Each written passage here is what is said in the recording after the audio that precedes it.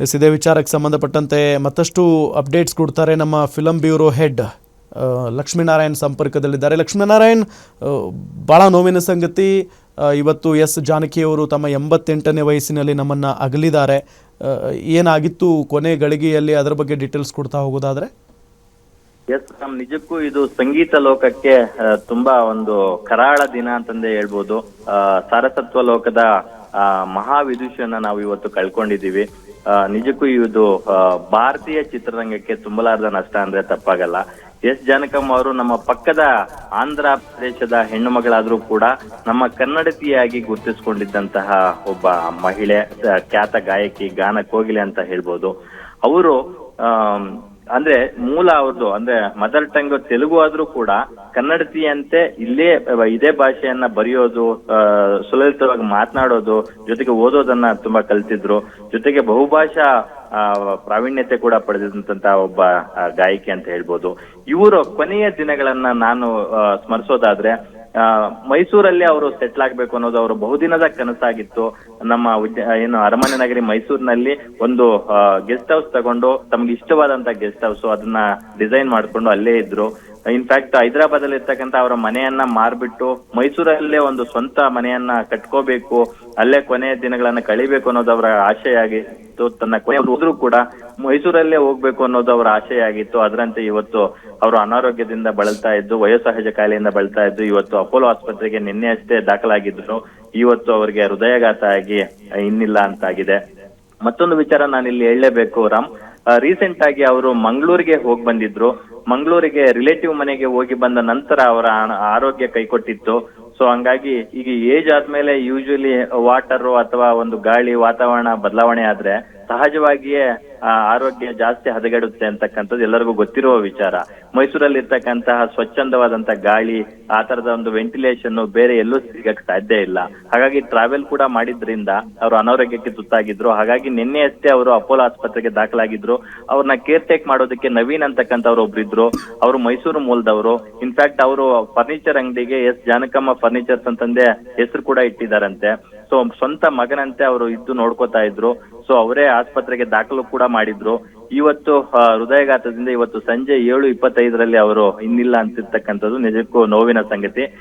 ಇನ್ನು ಅವರ ಮಗ ವಿಚಾರಕ್ಕೆ ಬಂದಾಗ, ಅವರ ಹಸ್ಬೆಂಡ್ 1997 ಅಲ್ಲೇ ತೀರ್ಕೊಂಡಿದ್ರು. ಒಬ್ಬ ಮಗ ಮುರಳಿ ಕೃಷ್ಣ ಇದ್ರು. ಅವರ ಕೃಷ್ಣಯ್ಯ ತುಂಬಾ ದೊಡ್ಡ ಭಕ್ತೆ ಆಗಿದ್ರು. ಹಾಗಾಗಿ ಮಗನಿಗೆ ಮುರಳಿ ಕೃಷ್ಣ ಅಂತ ಇಟ್ಟಿದ್ರು. ಮುರಳಿ ಜೊತೆಗೆ ಕೃಷ್ಣ ಕೂಡ ಇರ್ಬೇಕು ಅಂತಕ್ಕಂಥ ನಿಟ್ಟಿನಲ್ಲಿ ಒಂದು 6-7 ತಿಂಗಳ ಹಿಂದೆ ಮಗ ಕೂಡ ಅನಾರೋಗ್ಯದಿಂದ ಮೃತಪಟ್ಟಿದ್ರು.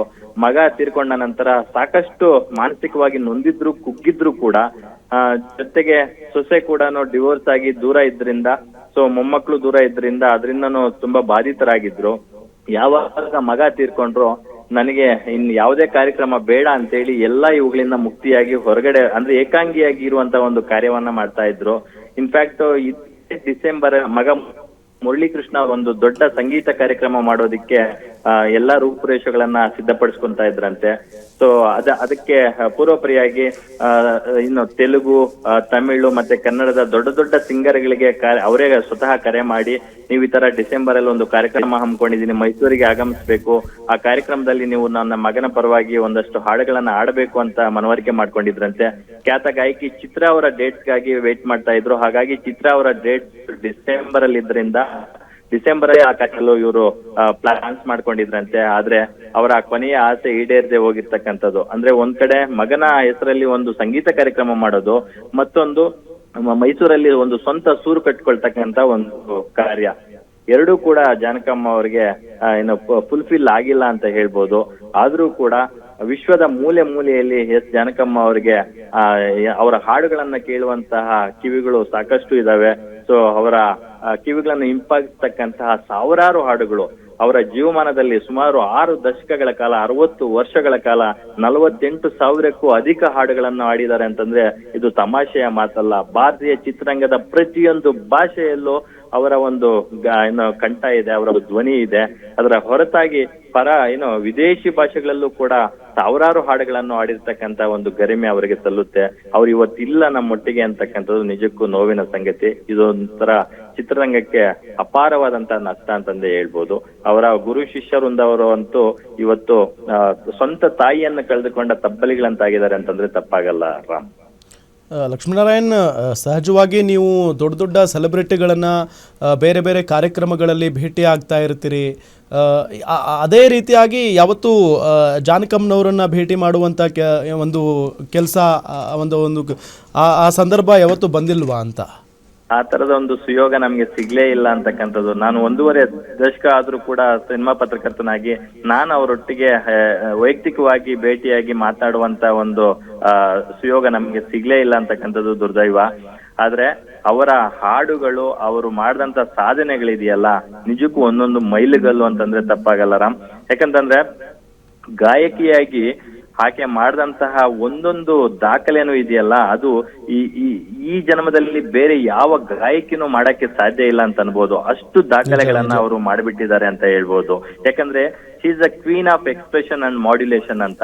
ಅಂದ್ರೆ ಈಗ ನಾವು ನಟನೆಯಲ್ಲಿ ಮಾಡ್ಯುಲೇಷನ್ ಮಾಡ್ಕೊಳ್ಳೋದು ಬೇರೆ, ಆದ್ರೆ ಗಾಯನದಲ್ಲಿ ಧ್ವನಿಯಲ್ಲಿ ಮಾಡ್ಯೂಲ್ ಮಾಡ್ಕೊಂಡು ಹಾಡೋದು ಬೇರೆ. ಆ ವೇರಿಯೇಷನ್ಸ್ ನ ಅಷ್ಟು ನೀಟಾಗಿ ಬೇರೆ ಯಾವ ಗಾಯಕಿನೂ ಹಾಡೋದಿಕ್ಕೆ ಸಾಧ್ಯ ಇಲ್ಲ ಅನ್ನೋದನ್ನ ಅವರು ತೋರ್ಸ್ಕೊಟ್ಟಿದ್ರು. ಸೊ ಹಂಗಾಗಿ ಇವತ್ತು ಇಡೀ ಭಾರತೀಯ ಚಿತ್ರರಂಗ ಶೋಕ ಸಾಗರದಲ್ಲಿ ಮುಳುಗಿದೆ ಅಂತ ಹೇಳ್ಬೋದು ರಾಮ್. ಎಸ್, ಥ್ಯಾಂಕ್ ಯು ತಮ್ಮೆಲ್ಲ ಮಾಹಿತಿಗಾಗಿ ಲಕ್ಷ್ಮೀನಾರಾಯಣ್.